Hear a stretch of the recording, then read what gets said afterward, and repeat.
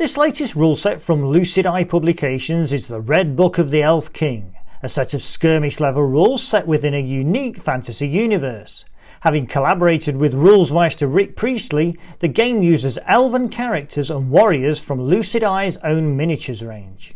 The book begins by outlining the background behind the game universe. This is an essential part of the narrative of the game and serves as a backdrop to a very different type of elf to those seen in other games.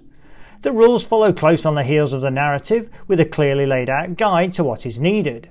A Thane or leader character plus 18 companion figures divided into bands of 3 models each. The game requires a minimum of 3d6 dice, all of a different colour, and about 4d10s. The gameplay is driven by action cards, which are spent to activate a character or band. There are also penalty counters used to block actions during play, plus wound markers. This is a game where both sides may interact with one another during one side's turn, using counters, magical glamours, and other actions and reactions. Each model has a different set of stats, which offer target numbers to be beaten when attacking or resisting. Games begin after both players have chosen a Thane and their 18 companions from 6 different disciplines or circles. The rules for setup and the basic victory conditions, turn sequence, etc. are very clearly laid out, with the turn sequence being particularly clear and gamer friendly. Action counters and their various uses come next, with the possible actions being clearly defined.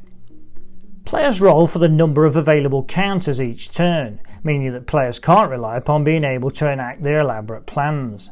A band or Thane may be given more than one action in a turn, up to a maximum of 3. This is a good method to get players to think before acting and husband their resources in a turn. Also, losses affect the number of possible action counters drawn from the bag or similar, meaning that gambling with the bands in your control can be useful but also detracts from your ability to function. Models may move at their full move (M) rate or move at half speed and combine this with a ranged attack. The ranged attack rules are different to more common versions of elven missile weapons. Rather than bows and thrown spears, the denizens of the Fey Kingdoms use what is called rud magics to carry out attacks, basically throwing spells at one another. These are basic powers rather than the more sophisticated effects of glamours. Players roll to hit, allocate hits to a unit, then the targeted player rolls a defense stat of each model. A failure means that the model takes a wound, and a courage test is taken by the unit. If failed, a penalty marker is allocated to the unit. Attackers may move and fire and move, and can make as many attacks as noted on their range R stat. Close combat uses the attack A and defense D stats of the 2 groups in combat. Again, if the attacks outweigh the defenses, wounds are scored. A courage test is taken and the surviving figures have to disengage. Courage is taken per unit, using the value of any model in a unit. If failed, penalty counters accrue, with 3 such counters meaning that a unit can no longer carry out actions. The more penalties you have, the more exhausted a unit, making it harder to resist attacks. The rules also include the higher forms of magic known as Glamours. Thanes are the only ones who may attempt to use this type of magic, making a d10 roll based upon the casting value or target number of the spell and the bonus offered by the Thane's Glam bonus. Each glamour has its own effects as detailed in the relevant part of the rules. Not all glamours may be used in a game, rather the Thane selects from those available and creates their own battle list. The rules refer to the use of glamour cards, which are apparently available from Lucid Eye, but all the various details on glamours and their effects can be found in the book. The rules offer details and stat profiles for the first crop of Thanes and companions to aid players in making their choices of circle. There are also 7 scenarios, including an introductory scenario with fewer than the usual figures and glamours. Played separately or part of the overall narrative, it is possible to play a part in the Fey Revanche, the civil war caused by the departure of the Elf King.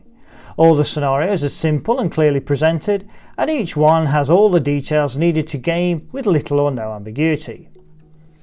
This is an interesting little set of rules, not least due to the slightly different to the norm game system, but also the effect made to present an alternative background. The game universe here is interesting, with immortals locking horns in a world where mortals and trolls are enemies or allies that are largely disregarded, whilst the Fae deal with the machinations of the different noble houses, thanes and their minions. The ease of reading and the clear layout of the rules makes for a very accessible resource. Personally, I would have liked to have seen more examples of gameplay and perhaps a greater effect to show the wonderfully sculpted supporting figure range in all their painted glory, but the great artwork partially mitigates that desire. A solid set of rules from an author with an exceptional pedigree, which has enough nuances to keep you coming back for more. A great publication from Lucid Eye.